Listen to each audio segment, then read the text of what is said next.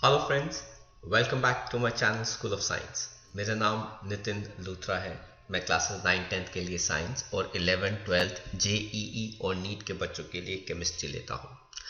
मैं पिछले 21 सालों से एजुकेशन इंडस्ट्री के अंदर हूँ और मैंने बहुत सारे बच्चों को अभी तक पढ़ाया है। उन्हीं के एक्सपीरियंसेस को बेस बनाकर, उन्हीं के नीड्स को अपना बेस बनाकर मैं पढ़ाने के अलावा काफ़ी सारे वैल्यू एडेड सेशंस भी कंडक्ट करता हूँ। जैसे क्या क्या बच्चे प्रॉब्लम्स फेस करते हैं पढ़ते समय, कैसे उनको पढ़ना चाहिए, क्वेश्चन पेपर कैसे अटेम्प्ट करना चाहिए, टाइम को कैसे मैनेज करना चाहिए, कौन से सब्जेक्ट्स चूज़ करने चाहिए, क्या फ्यूचर है किसी भी सब्जेक्ट और स्ट्रीम का आगे जाके। ये सारे वैल्यू एडेड सेशंस जैसे subject camp, crack the board session, how to attempt question paper, time management, expectation management, stream selection, career counselling, मैंने बहुत सारे बच्चों के लिए कंडक्ट किए हैं और ये मैंने दिल्ली के टॉप स्कूल्स के अंदर सेशंस मल्टीपल टाइम्स कंडक्ट किए हैं। ये सारे वैल्यू एडेड सेशंस मैं आप लोगों के लिए भी ज़रूर अपलोड करूंगा, पर अभी मेरे लिए बहुत ज़्यादा ज़रूरी है आपको एक अच्छा कंटेंट डिलीवर करना, और वो भी बहुत ही सिंपल लैंग्वेज के अंदर। तो चलिए हम शुरुआत करते हैं हमारे आज के लेक्चर के साथ, जो क्लास 12 की इनऑर्गेनिक केमिस्ट्री का चैप्टर है कोऑर्डिनेशन कंपाउंड्स। इसके पहले के लेक्चर्स हम अपलोड कर चुके हैं और आज हम नए टॉपिक के साथ शुरू करने वाले हैं, और वो है स्टीरियो आइसोमेरिज्म इन कॉम्प्लेक्सेस की। कैसे ये डिफरेंट स्पैटियल अरेंजमेंट अटेन करते हैं लाइगेंड्स का, और इन स्पैटियल अरेंजमेंट की वजह से ये किस किस फॉर्म की प्रॉपर्टीज जो हैं वो शो करते हैं। तो स्टीरियो आइसोमेरिज्म की अगर हम बात करें तो कोऑर्डिनेशन कॉम्प्लेक्सेस दो टाइप की शो करते हैं। एक है ज्योमेट्रिकल और दूसरी हमारे पास होती है ऑप्टिकल आइसोमेरिज्म। तो ये बहुत ही इंपॉर्टेंट टॉपिक है, तो ध्यान से ज़रा सुनिएगा और समझिएगा। सबसे पहले तो हम बात करते हैं ज्योमेट्रिकल आइसोमेरिज्म की। ये हेट्रोलेप्टिक कॉम्प्लेक्सेस के अंदर होता है। हेट्रोलेप्टिक का मतलब है कम से कम दो अलग अलग लाइगेंड्स होने चाहिए। जैसे आप देख सकते हैं कि यहाँ पर हमारे पास दो अलग अलग लाइगेंड्स हैं। एक है लाइगेंड L और दूसरा जो हमारा लाइगेंड है उसको हमने X से रिप्रेजेंट किया है।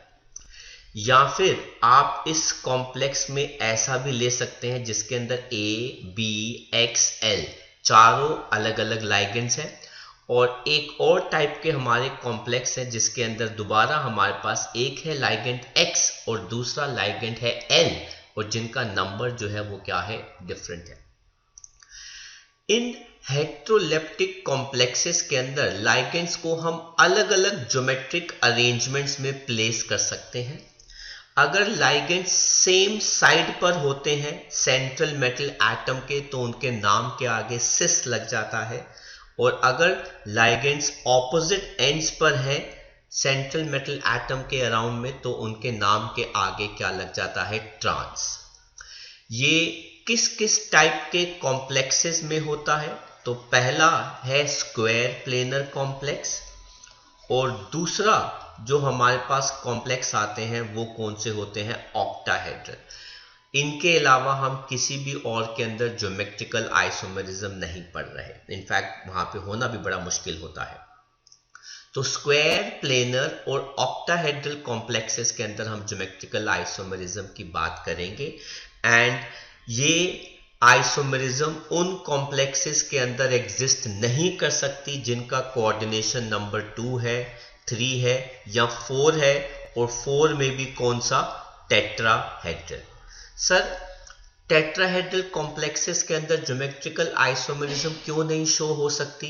क्योंकि बेटा रिलेटिव पोजीशंस सारे लाइगेंड्स की with respect to each other क्या होती है, सेम।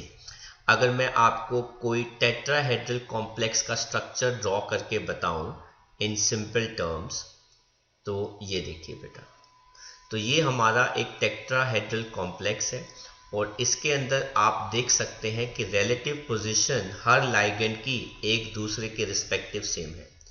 ये वाला बॉन्ड एंगल किसके बराबर है? इसके बराबर है, इसके बराबर है, इसके बराबर है और इसके बराबर है। तो सारे बॉन्ड एंगल्स एक दूसरे के क्या होते हैं? इक्वल होते हैं। इसलिए हम कहते हैं कि रिलेटिव पोजीशंस टेट्राहेड्रल लाइगेंड्स के अंदर सेम होती है, इसलिए उसके अंदर ज्योमेट्रिकल आइसोमेरिज्म नहीं एग्जिस्ट कर सकते। चलिए एग्जाम्पल देखते हैं। सबसे पहले हमने एक कॉम्प्लेक्स लिया, डाई अमीन डाई क्लोरो प्लैटिनम 2। तो अगर हमने सेंट्रल मेटल एटम के सेम साइड पर या एक ही साइड पर दोनों लाइगेंड सेम रख दिए तो इसका नाम क्या हो जाएगा? सिस। आप इसके रिस्पेक्टिव भी देख सकते हैं कि दोनों सीएल सेम साइड पर आ रहे हैं, तो इसका नाम हो जाएगा सिस। और अगर वो ऑपोजिट एंड्स पर आ गए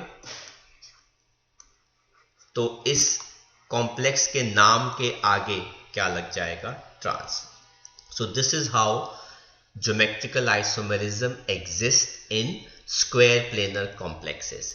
सर इनके अंदर कैसे रिलेटिव पोजीशंस सेम नहीं है?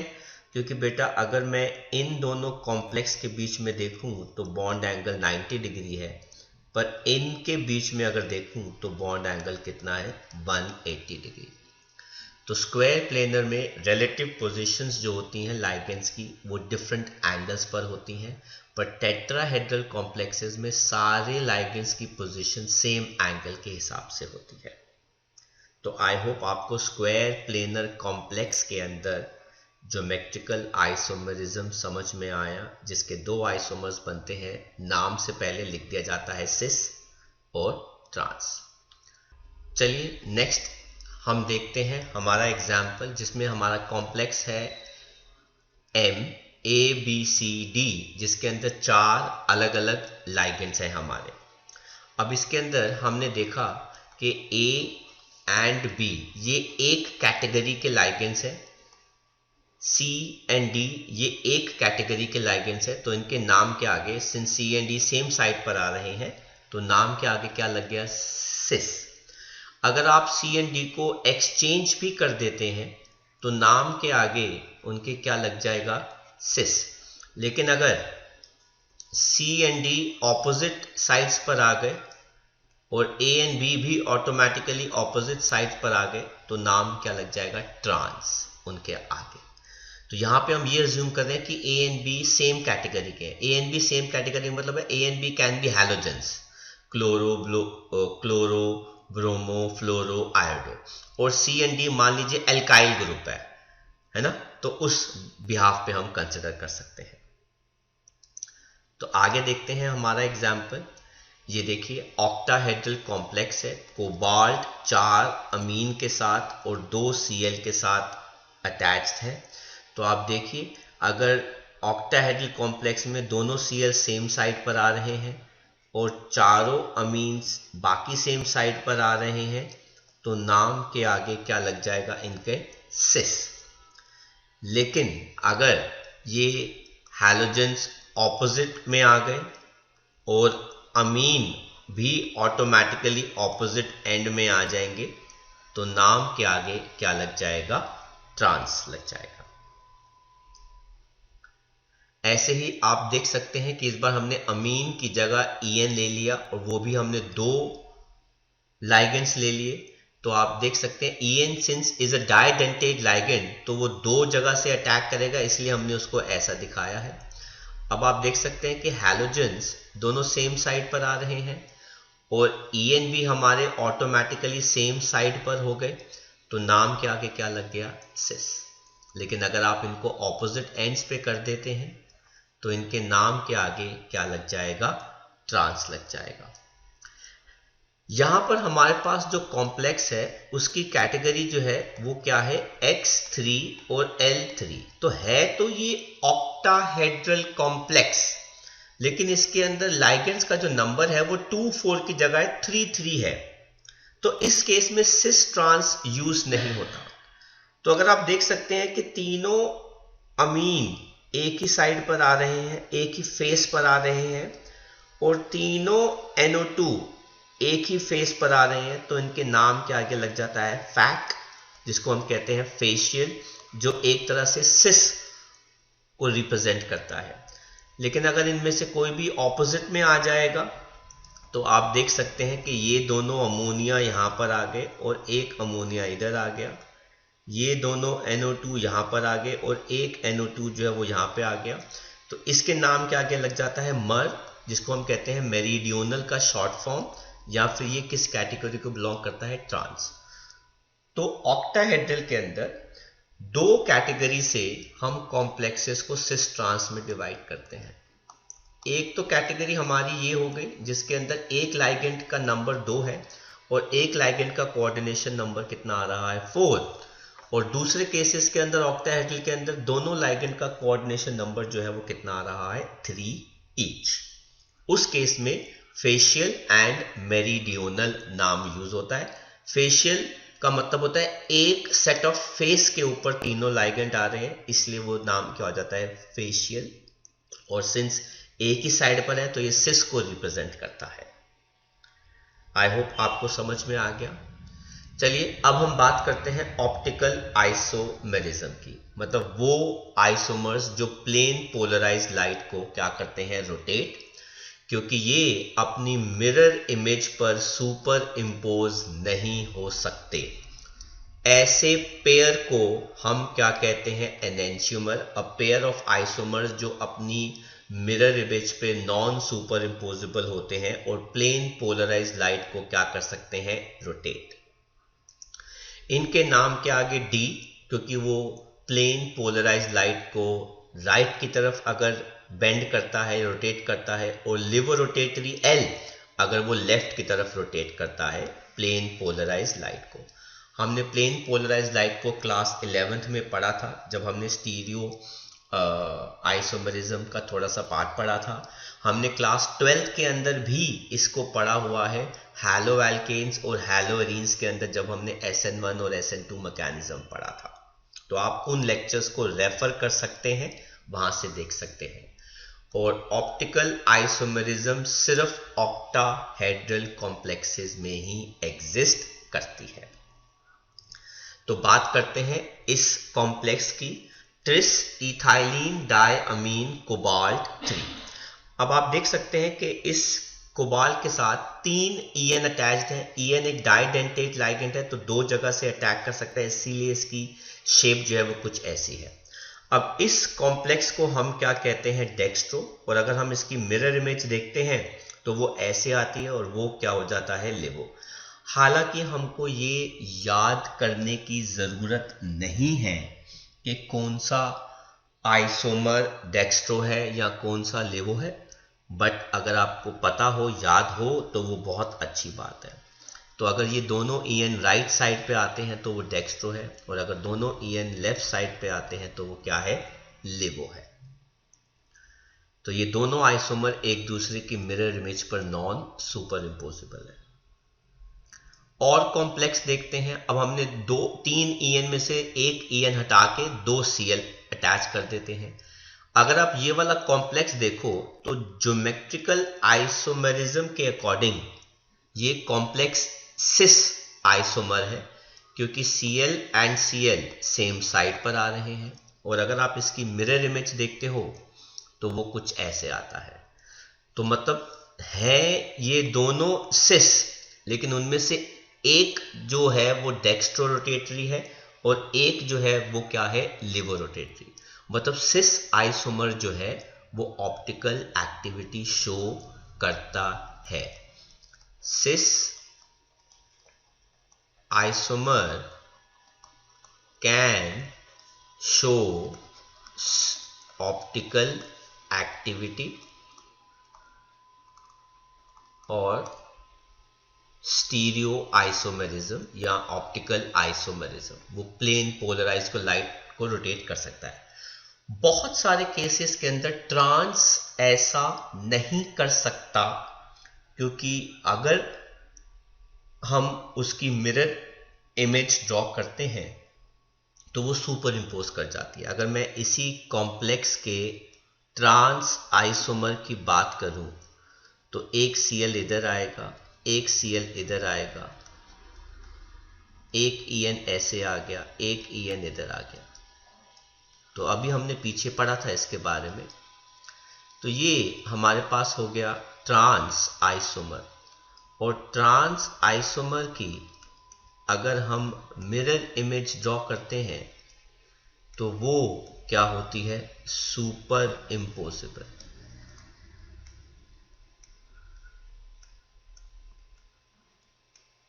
तो आप देख सकते हैं trans isomer optical activity most of the cases में शो नहीं करता। Trans isomer do not show optical activity in most of the cases। मतलब मोस्ट ऑफ द केसेस में वो शो नहीं करता, पर हम कुछ ऐसे केसेस पढ़ेंगे जहां पे ट्रांस की ऑप्टिकल आइसोमेरिज्म होती है। तो this concept is really important. तो चलिए देखते हैं आगे। ये हमारे पास एक और कॉम्प्लेक्स हो गया। आप देख सकते हैं it is exactly similar to this. तो इसके भी सेम कॉन्सेप्ट है, फर्क क्या आ जाएगा, कोबाल्ट की जगह पीटी आ जाएगा, प्लैटिनम। तो ये आ गया उसका डेक्स्ट्रो। ये एक्चुअली इस कॉम्प्लेक्स का सिस आइसोमर है। इसी की मिरर इमेज देखेंगे तो वो ऐसे आ जाती है। तो ये भी क्या हो गया, सिस। इसका भी ट्रांस शो नहीं करेगा। Trans of this isomer will not show optical isomerism।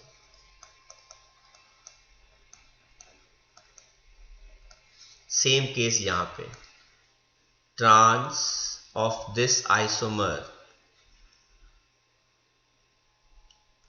trans of this isomer will not show optical activity। क्योंकि इसका जो ट्रांस की जो मिरर इमेज होगी वो दोनों क्या होंगे, सुपर इम्पोजिबल होंगे। नेक्स्ट हम बात करते हैं एक्सरसाइज का। एक क्वेश्चन है 8। वो कहता है list the various types of isomerism possibles in coordination compounds giving each of the example. तो ऐसे क्वेश्चन नहीं आते हैं। इनफैक्ट हमारे पास ज्यादातर क्वेश्चन जो होते हैं वो कॉम्प्लेक्सेस देकर आते हैं। अब देखिए ये है एक्सरसाइज का 9th क्वेश्चन। कहता है ज्योमेट्रिकल आइसोमर्स बताने हैं आपको पॉसिबल कोऑर्डिनेशन एंटिटीज के इस केसेस के अंदर। तो सिंस ऑक्सलेटो ये एक डाइडेंटेट लाइगेंड है, तो इस केस के अंदर no geometrical isomerism, no geometrical isomerism. लेकिन इस कॉम्प्लेक्स की अगर हम बात करें तो हमारे पास 3 Cl है। ये देखिए ये एक Cl आ गया, ये एक Cl आ गया, ये एक Cl आ गया, ये एक NH3 आ गया, ये एक NH3 आ गया, ये एक NH3 आ गया। तो अगर आप देखें तो NH3 एक सेट ऑफ फेस पर है और Cl एक सेट ऑफ फेस पर है। तो ये क्या हो गया, फेशियल, जिसके हम शॉर्ट फॉर्म में क्या लिखते हैं, फैट। और ये किसको रिप्रेजेंट करता है, सिस आइसोमर को। और अगर हम इसका दूसरा ड्रॉ करें तो ये आ गया हमारे पास एक Cl, ये आ गया हमारे पास एक Cl, ये आ गया इधर एक Cl, ये आ गया अमीन, ये आ गया अमीन, और ये आ गया अमीन। तो ये क्या हो जाएगा, मेरीडियोनल, जिसका शॉर्ट फॉर्म क्या हो जाएगा, मर, जो हमारा क्या बन जाएगा, ट्रांस। तो आई होप आपको कॉन्सेप्ट समझ में आया कि कैसे हमने ज्योमेट्रिकल आइसोमर्स इनके बनाए। तो देख लीजिए तो पहले केस में तो कोई भी नहीं है, पर दूसरे वाले केस में एक फेशियल है और दूसरा मेरिडियोनल। एक्सरसाइज का 10th क्वेश्चन कहते हैं draw the optical isomers of this complex. तो ये डाइडेंटेट लाइगेंड है, तो इसके अंदर 3 ऑक्सलेटो आ रहे हैं। तो पहले केस में अगर आप देखेंगे तो हमारे पास ऑक्सलेटो ऐसे आ गया, सिंस ये दोनों राइट साइड पे आ रहे हैं तो ये क्या हो गया डेक्स्ट्रो, और इसकी मिरर इमेज क्या हो जाएगी लेवोरोटेटरी। तो ये तो हो गया हमारा पहले केस के अंदर। दूसरे केस वाला अभी हमने थोड़ी देर पहले ही पढ़ा था कि in case EN same side पर आते हैं और 2 CL हैं, तो आप देख सकते हैं इस केस में CL सेम साइड पर आ रहे हैं, तो ये इस कॉम्प्लेक्स का सिस आइसोमर है जो ऑप्टिकल एक्टिविटी शो कर रहा है। तो only cis isomer shows optical activity।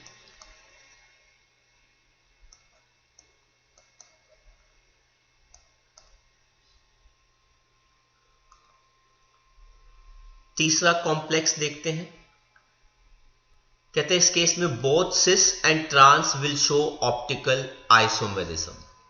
तो कैसे, अगर हम क्वेश्चन पे जाते हैं जरा ये देख लीजिए। तो इस केस के अंदर 2 NH3 है, 2 CL है और एक EN है विच इज अ डाइडेंटेट लाइगेंड। तो इसके अरेंजमेंट जो है वो डिफरेंट हो सकते हैं, सिस और ट्रांस दोनों ऑप्टिकल आइसोमरिज्म शो कर रहे हैं, लेकिन सबसे पहले पढ़ेंगे हम सिस आइसोमर कैसे शो करता है। तो आप देख सकते हैं इसके अंदर दोनों CL सेम साइड पर आ गए, दोनों NH3 सेम साइड पर आ गए, तो ये हो गया इसका सिस आइसोमर। इसकी मिरर इमेज अगर आप लेते हो तो बेटा वो नॉन सुपर इम्पोजिबल है, तो इसमें आपको पता लगाने की ज़रूरत नहीं है कि कौन डेक्स्ट्रो है और कौन लेवो है। आप सिंपली ड्रॉ कर देंगे और आपने दिखा दिया कि सिस आइसोमर जो है वो ज्योमेट्रिकल आइसोमेरिज्म के साथ साथ ऑप्टिकल आइसोमेरिज्म भी शो कर रहा है। बात करते हैं इसके ट्रांस आइसोमर की, वो कैसे शो करता है। तो आप देखिए इसका ट्रांस, तो आप देख सकते हैं दोनों NH3 ऑपोजिट एंड्स पे आ गए, एक एंड पे दोनों CL आ गए, एक पे EN आ गया। इसकी मिरर इमेज ड्रॉ करेंगे तो वो कुछ ऐसी आएगी। मिरर इमेज दोनों जो है वो नॉन सुपर इम्पोजिबल है, तो therefore trans also shows, trans isomer also shows optical activity because it forms non-superimposable mirror images। I hope आपको कॉन्सेप्ट समझ में आ रहा है। हम ज़्यादातर NCERT के क्वेश्चन जो है वो यहाँ पे सॉल्व कर देंगे। एक्सरसाइज का 11th क्वेश्चन कहता है draw the isomers geometrical and optical. ऐसे क्वेश्चंस बहुत ही ज़्यादा इंपॉर्टेंट होते हैं। तो हम आपको आइसोमर्स देंगे और हम कह देंगे कि बताओ ये किस किस टाइप की आइसोमेरिज्म शो करता है। हम ये भी बोल सकते हैं कि बताओ ये कौन कौन से ज्योमेट्रिकल या ऑप्टिकल दोनों में से कौन सी या दोनों ही ऑप्टिकल आइसोमेरिज्म शो करता है। तो सबसे पहले तो हम इस कॉम्प्लेक्स की बात करेंगे। ये ज्योमेट्रिकल और ऑप्टिकल दोनों शो करता है और इसका सिस आइसोमर जो है वो ऑप्टिकल एक्टिविटी शो करेगा, ट्रांस जो है वो शो नहीं करेगा। तो हम देखते हैं पहले पार्ट के अंदर। तो ये देखिए ये हो गया सिस आइसोमर। सिस की मिरर इमेज जो होती है वो नॉन सुपर इम्पोजिबल है, तो ये दोनों हो गए हमारे ऑप्टिकल, और साथ में हमारे पास आ जाएगा इनका ट्रांस। तो कहीं आप 4 आइसोमर्स मत ड्रॉ कर दीजिएगा सर, ज्योमेट्रिकल के 2 हो गए, एक हो गया सिस और एक हो गया ट्रांस, और ऑप्टिकल के भी 2 हो गए, एक हो जाएगा डेक्स्ट्रो और एक हो जाएगा लेवो। एक्चुअली सिस वाले का ही तो डेक्स्ट्रो और लेवो है, तो ये कुल मिला के डेक्स्ट्रोसिस, लेवोसिस और ट्रांस कुल मिला के ये 3 आते हैं। कहीं आप 4 मत ड्रॉ कर दीजिएगा। सिस वाला 2 बार नहीं ड्रॉ करेंगे, सिस वाला सिर्फ ऑप्टिकल में ही आ रहा है, तो इस चीज का ध्यान रखना। सेकंड पार्ट में देखते हैं, कोबाल्ट के साथ एक अमीन है, एक Cl है और 2 En है। तो एक अमीन, एक Cl और 2 En। तो कैसे बनाता है ये आइसोमर्स? तो आप देख सकते हैं दोनों En सेम साइड पर आ गए, तो उसको हमने क्या नाम दिया? सिस। और ये अपनी मिरर इमेज पर क्या है? नॉन सुपर इम्पोजिबल, इसलिए ये दोनों क्या हो गए? Optically active.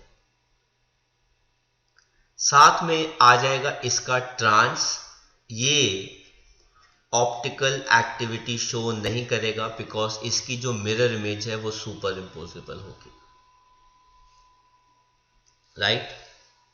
नेक्स्ट हम देखते हैं थर्ड वाला पार्ट। हम पहले कॉम्प्लेक्स को देखते हैं कि हमारा कॉम्प्लेक्स जो है वो कौन सा था। अगर आप भूले नहीं हैं, सेंट्रल एटम जो था उसके अंदर कोबाल्ट है, 2 अमोनिया है और 2 Cl है। तो रेफरेंस के लिए हम इसको लिख लेते हैं, कोबाल्ट है, 2 अमीन है, 2 Cl है, एक En है और पूरे कॉम्प्लेक्स पे चार्ज क्या आ रहा है? पॉजिटिव। तो सबसे पहले तो हम बात करते हैं इनके ज्योमेट्रिकल आइसोमर्स को, जिस केस के अंदर हम अमीन को साथ में लिखेंगे और Cl को साथ में लिखेंगे। तो आप देख सकते हैं Cl को हमने साथ में लिखा, अमीन को हमने साथ में लिखा, तो ऑटोमेटिकली ऑपोजिट में क्या आ गया? En। ये हो गया एक ज्योमेट्रिकल आइसोमर। देन हम बात करते हैं ऑल्टरनेट में, एक Cl आ गया, फिर एक अमीन आ गया और फिर एक Cl, फिर एक अमीन और ये क्या आ गया? En। तो ये एक तरह से सिस में आ गया, ये एक तरह से ट्रांस में आ गया। अब आप देख सकते हैं इसके अंदर Cl ऑपोजिट एंड में आ रहे हैं, NH3 साथ आ रहे हैं, तो ये भी ट्रांस की कैटेगरी में आ जाता है। या फिर आप Cl की जगह NH3 लिख दीजिए और NH3 की जगह Cl लिख दीजिए, तो ये भी हमारा ज्योमेट्रिकल आइसोमर आ गया। तो हमने सारे पॉसिबल वेज आपको दिखा दिए। And the best part is, इन चारों ज्योमेट्रिकल आइसोमर्स की जब आप मिरर इमेज ड्रॉ करते हो तो वो सब की सब नॉन सुपर इम्पोजिबल आती हैं। तो इसका मतलब ये सारे अनसिमेट्रिकल आइसोमर जो हैं वो ऑप्टिकल एक्टिविटी भी शो करेंगे, जिसके अंदर इनके 2 आइसोमर आएंगे, डेक्स्ट्रो एंड लिवो। तो चारों ज्योमेट्रिकल आइसोमर्स की मिरर इमेज जो है वो क्या है? Non super impossible. तो नाइस क्वेश्चन। देन हमारे पास आता है एक्सरसाइज का क्वेश्चन नंबर 12। वो कहते हैं कि right all the geometrical isomers of this complex and how many of these will exhibit optical isomerism. तो इसके अंदर 4 कॉम्प्लेक्सेस आ रहे हैं। अगर आप ध्यान से देखो, Br और Cl दोनों सेम कैटेगरी को बिलोंग करते हैं और 4 लाइगेंड्स का मतलब होता है ये स्क्वायर प्लेनर होगा। तो अगर स्क्वायर प्लेनर है तो एक में हमने Cl और Br को सेम साइड पे रखा और पायरिडीन और अमीन को ऑपोजिट में ले आए। फिर दूसरे तरीके से हमने Br और Cl को क्या कर दिया? एक्सचेंज। तो ये भी हमारा सिस हो गया, ये भी हमारा सिस हो गया, और तीसरे केस में हमने हैलोजन को ऑपोजिट एंड में रख दिया। तो ये हमारा Cl हो गया, ये हमारा Br हो गया, तो ये हमारा क्या हो गया? Trans isomer. तो देखिए हमने NCERT के सारे क्वेश्चंस बेस्ड ऑन आइसोमेरिज्म कर लिए और हमने आज स्टीरियो आइसोमेरिज्म किया, जिसके पहले लेक्चर के अंदर हमने क्या किया था? स्ट्रक्चरल आइसोमेरिज्म किया था। इसी क्वेश्चन में आगे वो कहता है कि इनमें से कितने आइसोमर जो है वो ऑप्टिकल आइसोमेरिज्म शो करेंगे। तो आंसर इज नन।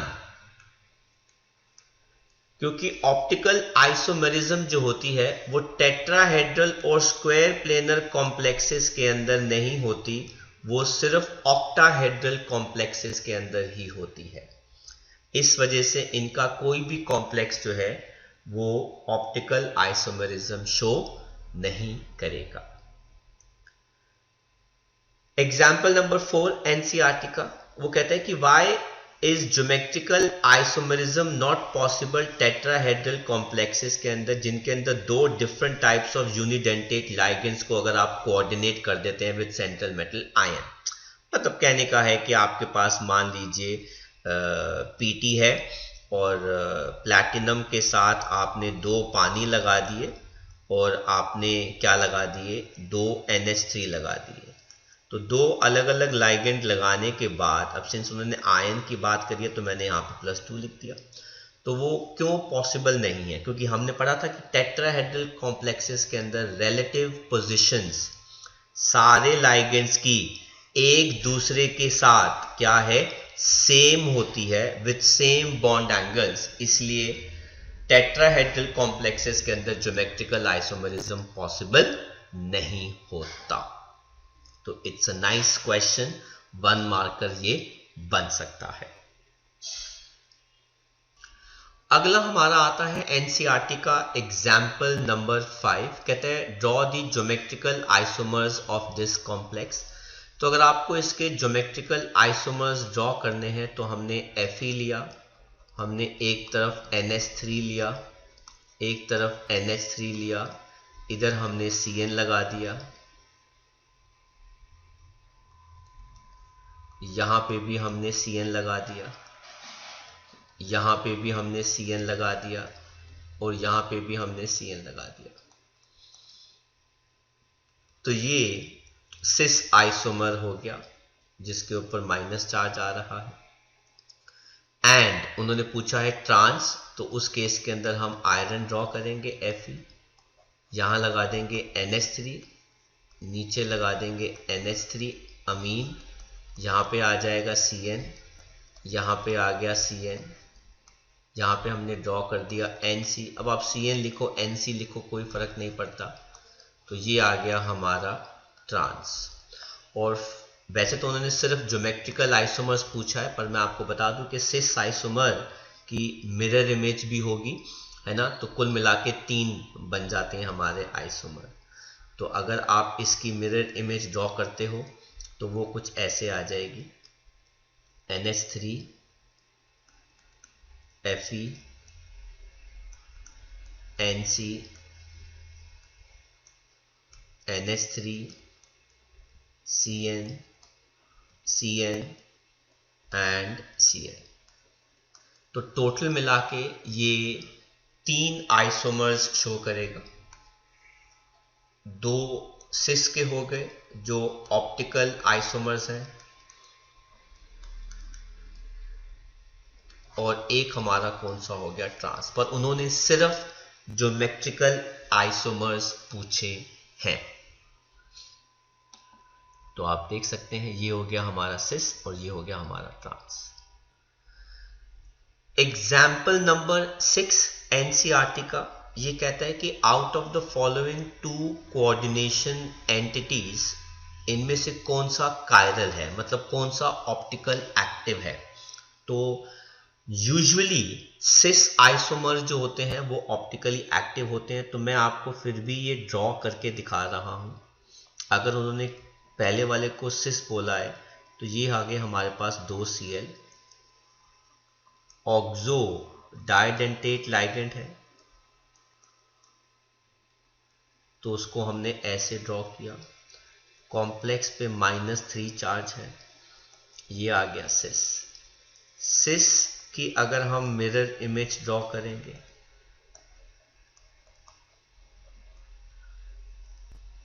तो ये आ गया क्रोमियम, ये आ गया क्लोरो, ये आ गया क्लोरो,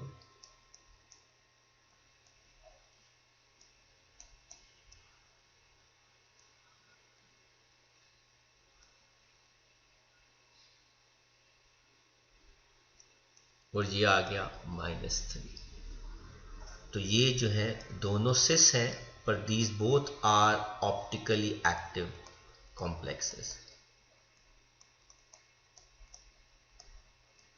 और उन्होंने पूछा है कि इस कॉम्प्लेक्स का ट्रांस, अगर मैं इस कॉम्प्लेक्स का ट्रांस आइसोमर ड्रॉ करता हूं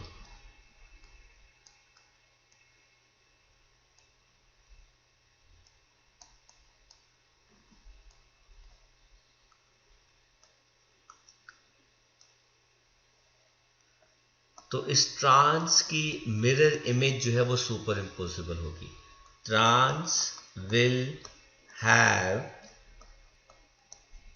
सुपर इम्पोजिबल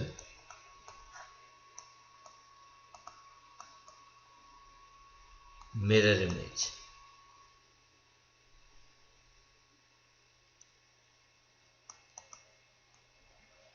इसलिए ट्रांस ऑप्टिकली एक्टिव नहीं है, सिर्फ सिस होगा.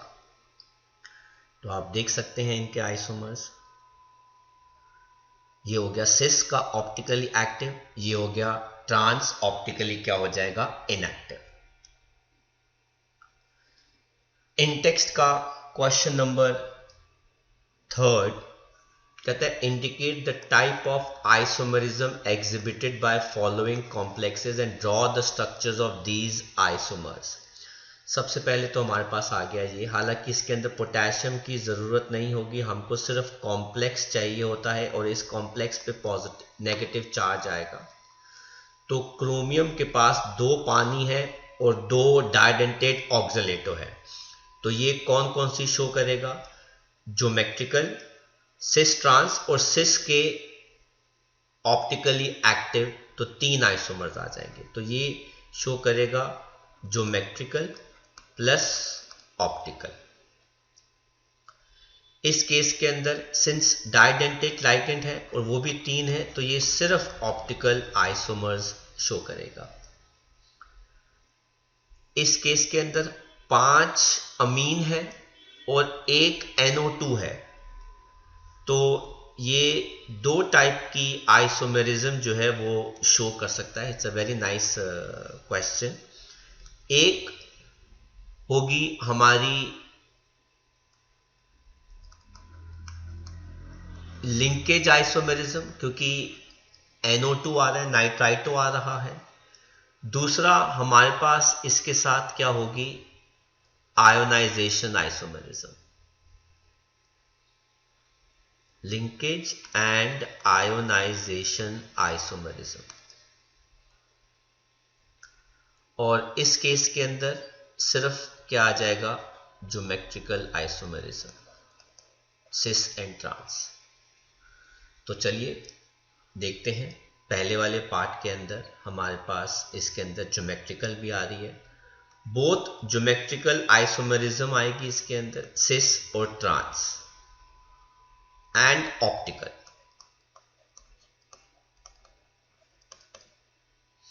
तो सिस और ट्रांस आ गया और सिस की मिरर इमेज आ जाएगी.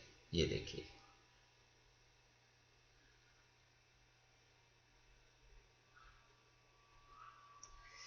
तो सिस की मिरर इमेज आ गई. तो टोटल मिला के 3 आइसोमर्स आएंगे इसके अंदर, क्योंकि आप सिस को 2 बार मत काउंट कीजिएगा. सेकेंड पार्ट में जैसा कि हमने बताया था, बोथ ऑप्टिकल आइसोमरिज्म जो है वो एग्जिस्ट करती हैं. तो डेक्स्ट्रो रोटेटरी और एक क्या आ गया, लिवर रोटेटरी, क्योंकि EN जो है वो सेम साइड पर आ रहे हैं, राइट साइड पे. तीसरे केस के अंदर आयोनाइजेशन आइसोमर्स हैं. तो अगर ये वाला कॉम्प्लेक्स स्प्लिट करता है तो वो 2 NO3 आयंस देगा और एक कॉम्प्लेक्स देगा. और अगर हम एक NO3 को अंदर ले आए और एक NO2 को बाहर ले आए तो इसके अंदर एक NO3 आ जाएगा, एक NO2. मैं आपको एक्सप्लेन करके बताता हूँ. इस केस के अंदर हमारे पास ये पूरा कॉम्प्लेक्स आएगा जिस पे +2 चार्ज होगा. साथ में हमारे पास क्या आ जाएंगे, 2 NO3 माइनस आए. इस केस में हमारे पास ये पूरा कॉम्प्लेक्स आएगा जिसके ऊपर +2 चार्ज होगा और एक आएगा NO3 माइनस और एक आएगा NO2 माइनस. इसे कहते हैं आयोनाइजेशन आइसोमर, क्योंकि एक NO3 अंदर चला गया, लाइगेंड बन गया, और एक लाइगेंड NO2 बाहर आ गया काउंटर आयन बन गया। दूसरा हमने पढ़ा था कि ये क्या शो करेगा, लिंकेज आइसोमरिज्म, क्योंकि नाइट्राइटो है तो अगर पॉइंट ऑफ अटैचमेंट N है तो अगर नाइट्राइटो O है तो पॉइंट ऑफ अटैचमेंट क्या हो जाएगा, O। फोर्थ में हमने देखा था सिर्फ ज्योमेट्रिकल आइसोमर्स आएंगे, ठीक है, उसके अंदर cis and trans, and octahedral complexes जिनका टाइप ये होता है वो ज्योमेट्रिकल आइसोमरिज्म और ऑप्टिकल आइसोमरिज्म शो नहीं करते। तो इस केस में आप देख सकते हैं कि हमारे पास कौन से आ गए, सिस एंड ट्रांस। तो आई होप बच्चों आपको हमारा आज का जो लेक्चर स्टीरियो आइसोमेरिज्म पे बेस था समझ में आया, अच्छा लगा। अगर अच्छा लगा तो इसको लाइक करना मत भूलिएगा। आप अपने कमेंट्स भी हमारे लेक्चर्स के साथ शेयर कर सकते हैं, और किसी भी बच्चे को कोई भी दिक्कत हो, किसी भी टॉपिक के साथ परेशानी हो, क्वेश्चन के साथ या चैप्टर के साथ, प्लीज़ हमें ज़रूर लिखें। मेरा नंबर थंबनेल पर फ्लैश होता है, मैं ज़रूर आपके डाउट्स या आपकी प्रॉब्लम को सॉल्व करूंगा फ्री ऑफ कॉस्ट। और अगर मुझे उसके लिए लेक्चर भी बनाना पड़े तो मैं ज़रूर बनाऊंगा और बहुत जल्दी एज सुन एज पॉसिबल आपको रिवर्ट भी करूंगा। अगर आपको ऐसे ही हमारे लेक्चर्स आपका नोटिफिकेशन और अपडेट चाहिए तो आप हमारे चैनल को सब्सक्राइब कर सकते हैं, ताकि आपको रेगुलर अपडेट्स जो है वो हमारी तरफ से मिलते रहें, क्योंकि मैं बहुत सारे लेक्चर्स जो है वो अपडेट कर रहा हूं और अपलोड भी कर रहा हूं। मैं बाकी क्लासेस के लिए भी लेक्चर्स को अपलोड कर रहा हूं, तो आप अपने छोटे जूनियर्स को, अपने छोटे भाई बहनों के साथ भी मेरे चैनल को के लिंक को शेयर कर सकते हैं। तो हम फिर मिलेंगे बहुत जल्दी एक नए लेक्चर के साथ। Till then take care, study hard. Thank you very much for watching our lecture and bye bye from school of science.